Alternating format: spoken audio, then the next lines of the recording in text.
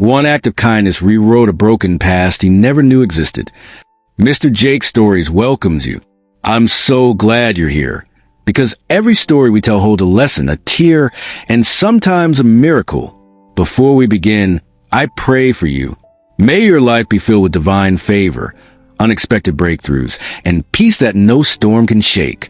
Don't forget to subscribe, so you never miss a story that could change your life. Now, let's dive into today's story. It began as most life-altering moments do, without warning, quiet, almost invisible. Ryan Hart stood in front of the wall of windows in his high-rise Seattle apartment, sipping black coffee from a chipped mug he refused to replace. It had belonged to a foster home he'd lived in when he was 13, and somehow, despite the decades, the mug had survived moves, success, even heartbreak. Outside, the city pulsed like a living machine. Cars blinked through morning fog. Ferries cut slow wakes through Puget Sound, and a dozen lives unfolded in each building window across the skyline. But Ryan was alone, as he often was. Rich, respected, driven, and empty in a way he had never fully admitted. He had built a tech empire from scratch, coded his first $1 million app in a basement he rented behind a pizzeria. Everyone liked to tell that part of the story. Few asked about what came before: the system, the moving, the questions that never had answers. He didn't know who his father was. His mother had left when he was barely out of diapers. After that, there was just a state, a carousel of temporary homes, and a single mantra that got him through: no one's coming to save you. Maybe that's why he never really tried to save anyone else. Until that morning. The email came from Mark, his college roommate turned CFO. Subject line: you'll ignore this, but read it anyway. Beneath it, a link to a GoFundMe page.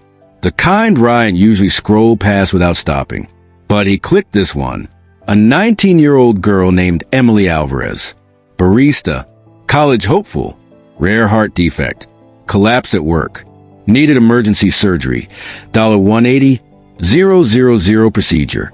No insurance. Hospital refusing to proceed without upfront payment. Her mother, Maria, was doing everything she could, but donations had barely hit $6,000. The photos stop him. Emily, smiling weakly in a hospital bed, IVs in her arm, a knitted hat on her head. Her eyes were big, warm, familiar. She reminded him of someone he couldn't place. Mark had left a single line beneath the link. This girl has your eyes. Weird, right? Ryan's finger hovered over the trackpad. A flicker of irritation rose. Mark was always pushing him to get more involved, to give back with more than just money. But this wasn't about giving back. Something about that face wouldn't let go of him. He read the page again. Scanned every sentence like a puzzle. The mother's name, Maria Alvarez. He paused. Maria. The name drifted through his memory, like smoke from a long-extinguished fire. 20 years ago, a party in Los Angeles. He was 26, fresh off his first funding round, celebrating hard, recklessly. Maria had been beautiful, smart, and very clear about keeping it simple. No strings, just a night. He hadn't thought about her since. His heart knocked once hard against his chest. No, that couldn't be. The math didn't work, did it? Still, he couldn't look away from the girl's face. He opened a second tab and pulled up his bank's private giving account, used for anonymous donations. With a few keystrokes, he authorized the hospital to receive full payment. He included a note to be used exclusively for Emily Alvarez's surgical care. Anonymous donor. No contact necessary. Then he closed the window, cleared his browser history, and went to work. But he couldn't stop thinking about her. Later that night, lie in bed with the city glowing silently beyond the glass. Ryan opened his phone again and searched for her. She had posted a video. Her voice was soft, a little shaky, recorded from her hospital bed. Hi, I don't know who you are, but if you're the one who helped me, thank you. I don't know what to say, except that I'm here because of you.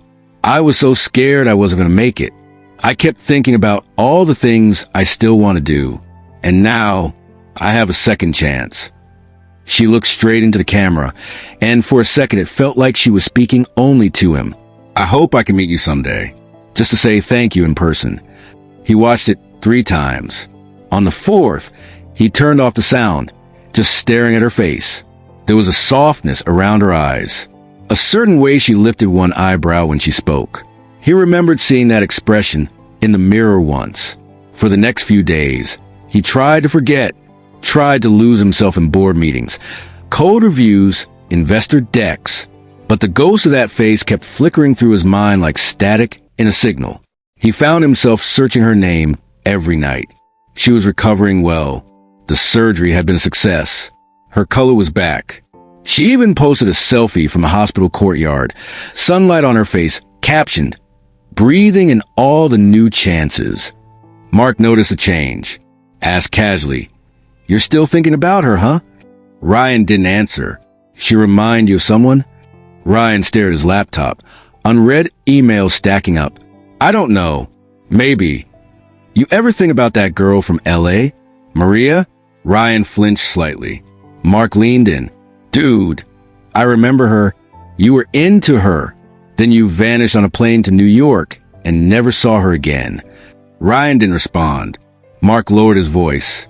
"Look, I'm just saying, maybe this isn't just charity. Maybe it's fate." Ryan scoffed. "You sound like a greeting card." But that night, he went to the closet and pulled down the old box, scraps of paper and memories he rarely looked at anymore, receipts from early app sales, photos from hackathons, a printed out boarding pass, LAX to JFK, July 2005. The timeline matched. It was possible, unlikely but possible. But what would he do with that information? He wasn't a father. He didn't even know how to be one. He'd never met his own. Besides, she had a mother. She'd grown up without him and turned out strong, smart, and full of fire. He would only complicate things. No, it was better to stay back. Let the moment be what it was, a good thing done for a stranger. Except she wasn't a stranger, was she? A week passed. Then, too, he watched as Emily was discharged from the hospital. Her page filled with comments, messages, people calling her a miracle, a fighter, an inspiration. And then came the video that broke him. Emily, sitting in her backyard with her mother, laughing over mugs of tea. Maria's voice faint in the background. "You've always been my strong girl." Emily replied, "Yeah, well, it's weird. I keep wondering where I got the stubbornness. You've got some, but this feels like next level." Maria smiled, then turned to the camera. "To whoever helped my daughter, thank you. You didn't just save her life. You saved mine too. I'll never forget this." Ryan shut the video. He sat in the dark for a long time. Then, with slow, uncertain fingers, he opened a DNA testing site, signed up, ordered a kit. 2 days later, he swabbed the inside of his cheek, sealed the envelope, and stared at it for an hour before finally mailing it. He told himself it was just to rule it out, just curiosity. But deep down, a small, scared part of him already knew the truth. 2 weeks passed, then 3. On a quiet Sunday morning, his phone buzzed. New DNA match found. He clicked. Emily Alvarez. 49.8% shared DNA. Estimated relationship. Daughter. His coffee cup slipped from his hand and shattered on the floor. He stared at the screen. His heart raced, like something trapped inside him had finally broken free. She was his, and he had saved her life. Not just because of kindness, not just because of fate, because something deep in him had known long before science confirmed it. The same part of him that always felt something was missing. Now, the question wasn't whether he should reach out. It was how to walk into a life that had already gone on without him. How to explain 2 decades of silence. How to ask for forgiveness from someone who had never known to be angry. How to be a father to a girl who didn't need one, but might still want to know the truth. Ryan sat in the quiet, his hands shaking. He had spent a lifetime running from ghosts. Now one had come back to meet him face to face. And she had his eyes. Emily Alvarez hadn't stopped thinking about the stranger who saved her life. Recovery had been slow, but steady after the surgery. She spent 2 more weeks in the hospital, followed by a month at home under her mother's careful watch. Maria made every meal, changed every bandage, and sat by her side with unspoken gratitude in her eyes. But it wasn't enough, not for Emily. because something larger hovered over her recovery, like a missing page in the story. Someone out there had saved her life, and she didn't know why, or who, or how she'd ever be able to say thank you in a way that mattered. People told her to leave it alone, that not all angels wore names, but she couldn't let it go. She tried the hospital. They wouldn't release any information. Anonymous donor, the billing rep repeated firmly. They specifically requested no contact. HIPAA compliance. Our hands are tied. She tried Reddit, Twitter, even a couple local Facebook groups. No leads. No luck. Then one quiet afternoon, lying in bed with the rain tapping her bedroom window, she stared at the ceiling and said aloud, "Maybe if I can't find them, I can find something else." A few days later, she ordered a DNA kit. She told her mother it was for fun, curiosity. She wanted to know more about her background, her medical history. Maria had always been vague about the past, dodging questions about Emily's father with careful silence. But Emily was done with silence. Something inside her had cracked open after facing death. She wanted answers. She deserved them. It took 3 weeks for the results to come in. On a Wednesday morning, she opened her email to find the subject line, "Your DNA matches are ready." She clicked. The page loaded slowly, like it knew how much weight it carried. At the top of the results, Ryan Hart, 49.8% shared DNA. Estimated relationship, parent. Emily stared at the name, then blinked, then stared again.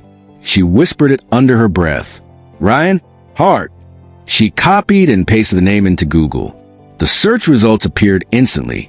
Ryan Hart, founder and CEO of TrueMark Systems, Forbes 40 under 40, estimated net worth $860 million. She clicked the first link and stared at the headshot. Sharp jawline, blue-gray eyes, expression unreadable. But the moment she saw his face, her stomach turned cold. Those were her eyes. Her hands started to shake. She clicked back to the DNA page, rereading the words. Parent. Mom, she called out, voice trembling. Maria stepped into the room, wiping her hands on a dish towel. I need to ask you something, Emily said, and I want you to be honest. Maria's expression shifted instantly. Okay. Who is Ryan Hart? There was a long silence. Maria sat on the edge of the bed, her lips parted, then closed again. Emily held up her phone. He's on my DNA results. It says he's my biological father. Maria looked at her, pain rushing into her eyes like floodwaters. I was going to tell you. Someday. When? Emily asked.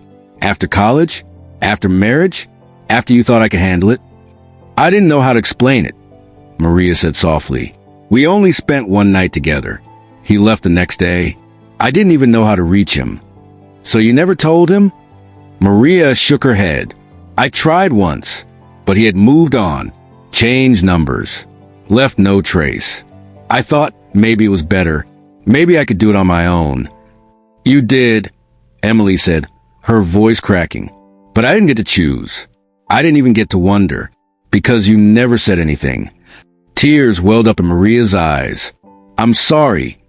Emily stood and paced the room, every step louder than the last. You said you didn't want to disrupt his life. But what about mine? I wanted to protect you. Emily stopped walking. From what? From a man who's literally out there saving people's lives. Maria's face went pale. What do you mean? Emily swallowed hard. He's the one who paid for my surgery. Maria sat in stunned silence. How do you know? I just do, Emily said. I can feel it. It wasn't random. He found me. Somehow. Maria covered her mouth with one hand. My God. The next morning, Emily sat at her desk and wrote the email. Subject, we might be family. Dear Ryan Hart, I know this will sound strange, maybe even impossible, but I recently did a DNA test, and it says we're a 49.8% match. That means you're likely my father. My name is Emily Alvarez.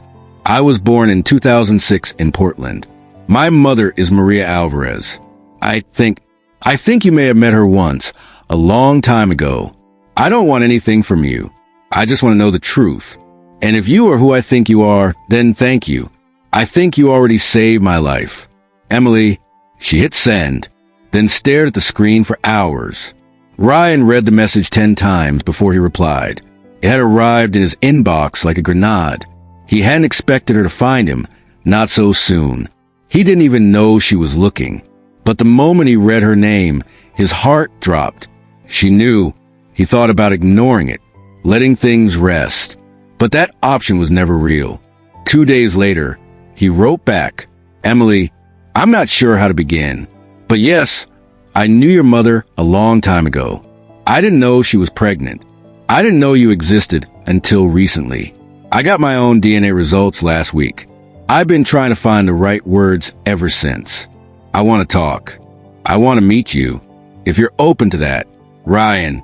They chose a neutral place, an old cafe halfway between Seattle and Portland. It was small, quiet, with floor-to-ceiling windows and faded leather booths. The kind of place that held stories in its walls. Emily arrived first. She wore a dark green sweater and held her hands in her lap, fidgeting. Her heart pounded like it had during her surgery. Then the door opened. Ryan walked in wearing a navy coat, his expression cautious and unreadable. Their eyes met, and for a long moment, neither spoke. Then Ryan stepped forward. Hi. Hi, she said, barely above a whisper. They sat. There was a silence full of electricity. I didn't know, Ryan said softly. Not until a few weeks ago. I wish I had. I believe you, she said. My mom, she never told you. She didn't know how. I'm still trying to wrap my head around it. Me too. Another long pause. Ryan looked down at his hands. I saw your video. The one you posted after the surgery. She blinked. You saw that? He nodded. That's when I knew I had to be sure. You look so familiar. It didn't make sense, but it felt like something I couldn't ignore. Emily gave a small laugh. I thought the same when I saw your picture. They talked for an hour about small things, her recovery, his work, college plans, favorite foods. She liked sushi. He hated it. She loved dogs. He was a cat person. The heavy questions waited quietly between them, like suitcases neither one was ready to open. Eventually, she said, Do you want to know more about me? I want to know everything, he said. She smiled shyly, then added, Can I ask you something? Anything. Why did you pay for the surgery? He hesitated. I'm not sure, he said honestly. I saw your picture. Read your story. Something in me just knew I had to help. It didn't feel like a choice. Maybe it wasn't, she said. After the cafe, they began emailing back and forth, then phone calls, then video chats. Ryan sent her a copy of a photo he found from that night with Maria, blurry and old, but proof that the past had indeed happened. He called Maria a week later. She answered with hesitation. Their conversation was careful, emotional. She apologized for the silence. He apologized for vanishing. They agreed on one thing. They had both been too young, too afraid. Ryan offered to help support Emily's college plans. Maria declined at first, but Emily accepted. Not as charity, she said. As family. He didn't argue. In therapy, Ryan tried to make sense of it all. The guilt, the wonder, the overwhelming truth that the best thing he'd ever done had been completely unintentional. I've spent most of my life building things, he told the therapist. Companies, wealth, status. But this feels like the first thing that actually matters. She nodded. And how do you feel about being a father? I don't know how, he said, but I want to learn. He visited Emily a few times in Portland. They took walks. He met some of her friends. She asked about his life, what he was like at her age, what scared him. He was surprised how much he wanted to know, surprised how much he wanted to share. They were still strangers in many ways, but something was building between them, slowly, quietly, a bridge where there used to be a void. One day, as they walked through a park near the river, Emily turned to him and said, You gave me life. Twice. He stopped walking. She smiled at him, once without knowing it, and once by showing up. Ryan felt something in his chest loosen, like a knot finally untying. He didn't respond. He just nodded, eyes burning, and kept walking beside her. Ryan Hart never imagined how quickly a stranger could become family, or how much he had needed that family without even knowing it. In the months following his first meeting with Emily, their connection only grew stronger. What had begun with tentative emails and guarded conversations began to evolve into something deeper, more comfortable. They weren't quite father and daughter yet, at least not in the way people expected. There were no dad titles, no emotional speeches, no declarations, but they were learning each other cautiously and curiously, like distant travelers who finally arrived in the same place after different journeys. Emily was thriving. Her health had improved dramatically. Her cheeks were full again, and her voice had gained its playful edge. She enrolled in community college with plans to transfer to a 4-year university. She wanted to study bioethics. Something about her experience in the hospital had left her asking questions about access, fairness, and the quiet inequality of who gets to live when life becomes a matter of money. Ryan helped her move into her new apartment near campus, not by throwing money at it, but by showing up with 2 suitcases, a toolbox, and an over-the-top enthusiasm for building IKEA furniture. He didn't want to buy her approval. He wanted to earn her presence. He didn't know if he was succeeding, but the way she laughed at his frustration over bent Allen wrenches made him think maybe he was doing okay. Maria remained protective, though more open with time. She and Ryan had long, sometimes awkward conversations. There was no rekindled romance. Too much had passed with that, but there was understanding, closure, a mutual respect built from years of doing their best, alone. Then came the story. A freelance reporter in Portland, digging through community GoFundMe success stories, had stumbled upon the link between Emily's life-saving surgery and the anonymous donor. A few calls, a little detective work, and it didn't take long before the headline made its way online. Millionaire tech founder saves stranger's life, discovers she's his daughter. It spread quickly, too quickly. Suddenly, Emily was fielding calls from reporters. Maria's phone buzzed constantly. Even Ryan's PR team, used to handling the occasional scandal or overzealous investor, was caught off guard.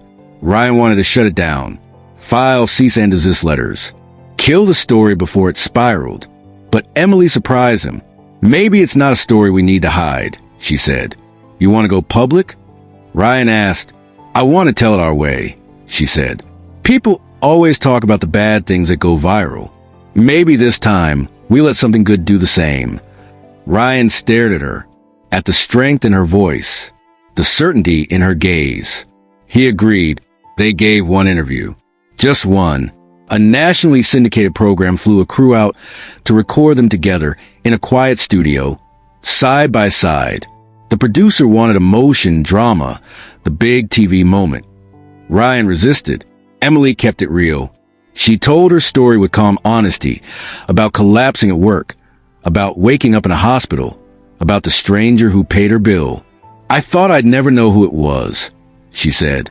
"I didn't expect to be the man who unknowingly gave me life." Ryan was quieter, more measured, but when asked why he'd done it, why he chose to pay for her surgery, his answer was simple. "Because I could not do it. I didn't know who she was. But something in me felt like I'd known her all my life. I thought I was helping a stranger. Turns out, she was helping me." The interview aired on a Tuesday evening and reached millions. The reaction was overwhelming. People called it fate, destiny, divine intervention. Messages poured in. Some from long-lost children trying to reconnect with parents, others from donors inspired to help strangers. But what mattered most wasn't the attention. It was what came after. Ryan launched a foundation called Second Chances. The mission was straightforward: fund urgent medical care for individuals who couldn't afford it. But there was a deeper philosophy behind it. Quiet help, anonymous giving, no fanfare, no strings. Just acts of compassion designed to rewrite someone's future. The foundation honored Emily, though she insisted on no titles or special credit. "I'm not the miracle," she said. "I'm just proof that one moment can change everything." Ryan worked with a small team to vet applications. For every life they helped save, He sent a handwritten letter, not signed with his name, but with the same message he'd once included for her. You matter more than you know. Meanwhile, Emily kept moving forward. She was accepted into Stanford, her dream school, and planned a major in bioethics and public health. She wanted to use her voice for people like herself, those on the margins, caught between hospital policy and human need. Ryan helped her move into her dorm. No limo, no designer luggage, just a rented SUV and a sense of awe that bordered on disbelief. You know, he said as they unloaded boxes, I've walked into some of the biggest boardrooms in the world, and I've never been as nervous as I am right now. She laughed. Why? Because you're carrying a mini fridge? No, he said, because I get to be here for this. They unpacked in silence for a while. Then Emily pulled a small picture frame from her bag and placed on her desk. Ryan leaned closer. It was a photo of the three of them, Maria, Emily, and himself, taken at a picnic weeks earlier.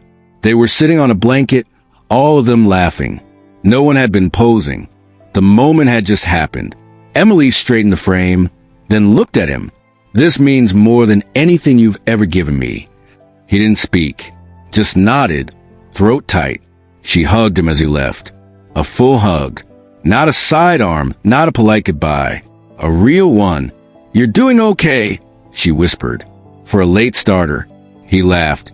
As he drove away from campus, Ryan thought about all the years he had lost, about the mistakes, the silence, the paths not taken. And yet, somehow, life had led him here, to this strange, beautiful present. He wasn't sure he deserved it, but he was grateful every single day. Months passed. Then a year. Emily flourished.